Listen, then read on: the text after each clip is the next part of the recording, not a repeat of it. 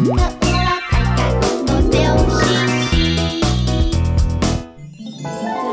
要从这里写到那里哦。嗨，午安啊！嘎妹，你怎么了？你感冒了？为什么要在家里还要戴口罩啊？我有点喉咙痛啊。阿妹要我戴口罩，说万一感冒了，也比较不会传染给别人。嘎妹，你在学校除了要戴口罩，也要勤洗手哦。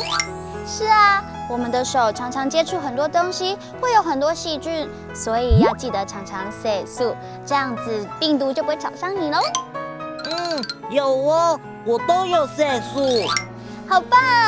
还有一件事，吃饭前要记得洗手。彤彤姐姐，你刚刚说什么啊？我说吃饭前要记得洗手，吃饭前要记得洗手。还有，吃完东西之后也要记得洗手和捅嘴，这样子才会呛力哦。知道了。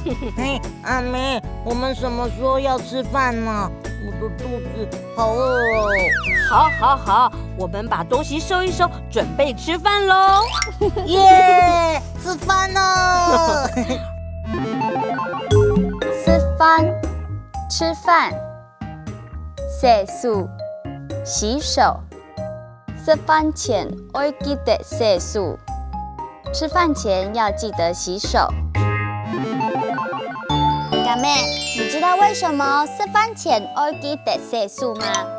因为手上会有很多细菌，一定要洗手，把细菌杀光光，这样才不会拉肚子啊。没错，小朋友记得吃饭前要记得洗手，吃完东西之后也要洗手和捅嘴哦。吃饭，洗手，洗手。吃饭前要记得洗手，吃饭前要记得洗手。吃饭前要记得洗手，大家要记得哦。吃饭前要记得洗手，学会了，厉害！哈库乌拉拉，下次再见，张来了。